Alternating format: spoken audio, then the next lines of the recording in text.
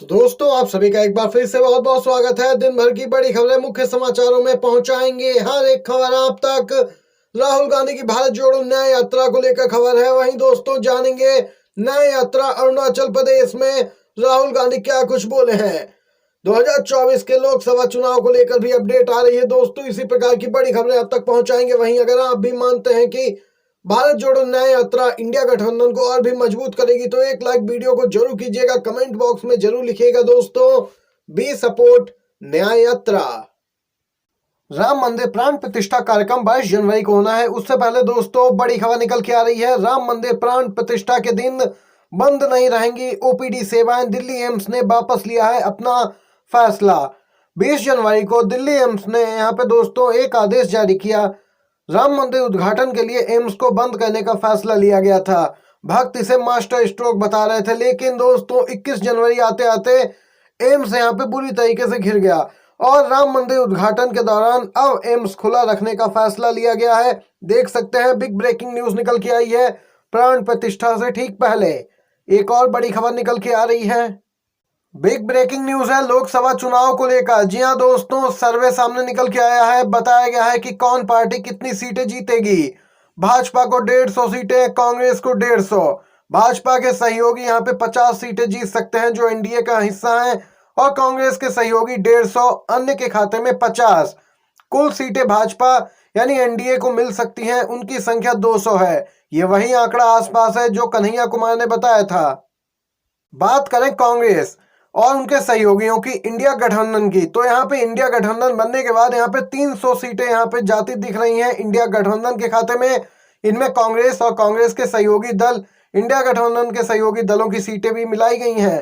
अन्य के खाते में 50 सीटें दोस्तों जा रही हैं, जो तीसरा मोर्चा है।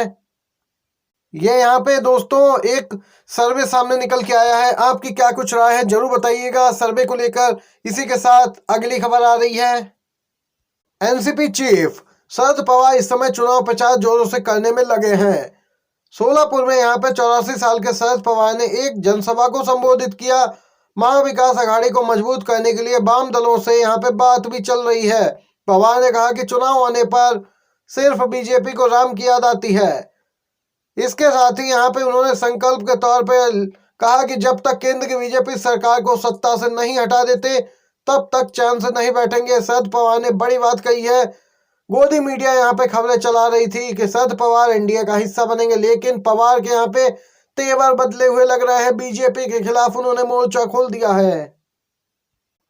पूर्व राज्यपाल सत्यपाल मलिक आए दिन नए खुलासे करते रहते हैं और उनके निशाने पर बीजेपी और सीधे तौर पर कहें तो पीएम मोदी रहते हैं। पूर्व राज्यपाल सत्यपाल मलिक बोले, अब झूठे आंसू बहाने का कोई फायदा नहीं है। जनता जागरूक हो चुकी है, बीजेपी की असलियत जान गई है। झूठ की बुनियाद पर खड़ी तानाशाही मोदी सरकार 2024 के लोकसभा चुनावों में जनता के संघर्ष का सामना नहीं कर पाएगी। सत्यपाल मलिक पूर्व राज्यपाल ने बड़ा बयान दिया है। वहीं मणिपुर में इतनी हिंसा हो गई, लेकिन प्रधानमंत्री मोदी एक भी बार नहीं गए और राहुल गांधी की भारत जोड़ो यात्रा मणिपुर से शुरू हुई। अब पीएम मोदी ने मणिपुर राज्य दिवस के अवसर पर वहां के लोगों को शुभकामनाएं दी हैं, जिसके बाद जबरदस्त तरीके से सोशल मीडिया यूजर्स की प्रतिक्रियाएं आ रही हैं। पीएम मोदी ने ट्वीट कर लिखा, राज्य के लोगों को मेरी शुभकामनाएं।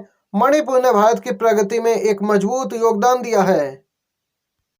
देख सकते हैं इसके बाद पीएम मोदी को ट्रोल कर रहे हैं सोशल मीडिया यूजर्स। दोस्तों आपकी क्या कुछ राय है इस खबर पे जरूर बताइएगा। अपनी राय कमेंट बॉक्स में कमेंट करके अगली खबर की ओर बढ़ते हैं। सूत्रों से इस वक्त की एक बड़ी खबर निकल के आ रही है।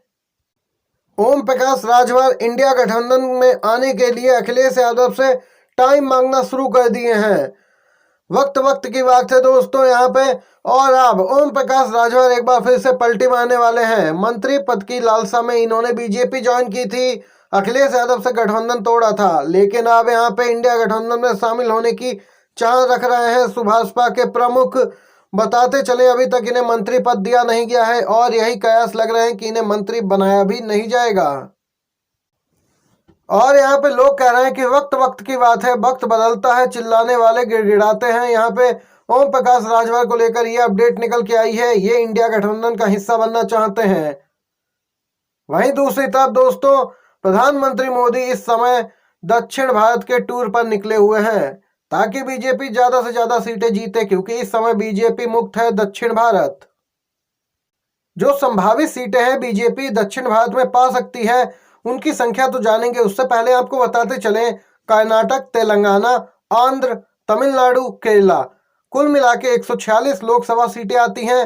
और यहाँ पे दोस्तों बताते चले, आंध्र, तमिलनाडु, केरला में तो बीजेपी का खाता भी नहीं खुलने वाला है, ऐसी संभावना है। कर्नाटक और तेलंगाना की बात करें तो कर्नाटक में 13 से 14 सीटें बीजेपी को मिल सकती हैं।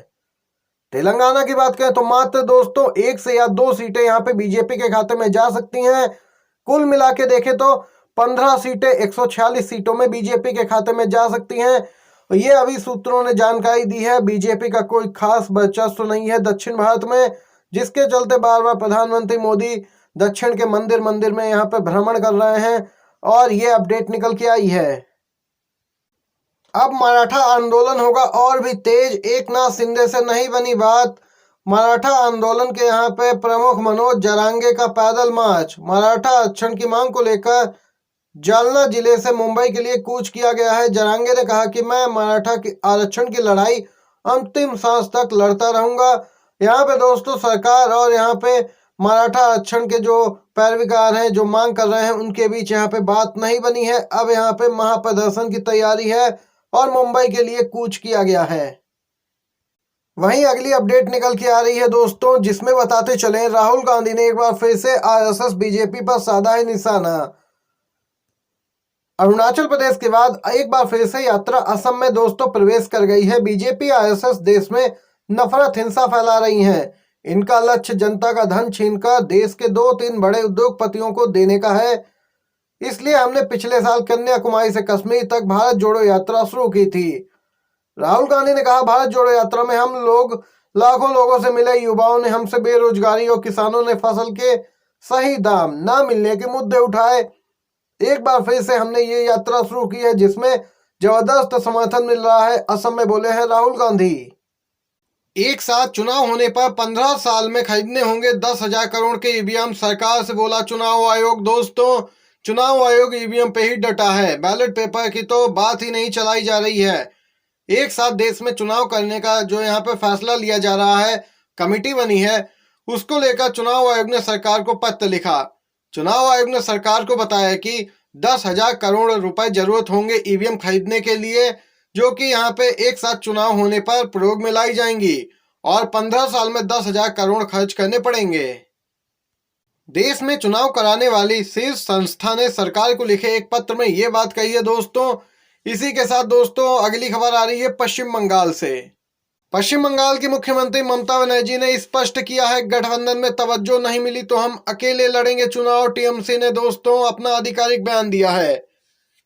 अगर गठबंधन में टीएमसी को प्राथमिकता नहीं दी गई तो बंगाल की सभी 42 सीटों पर टीएमसी अकेले चुनाव लड़ेगी।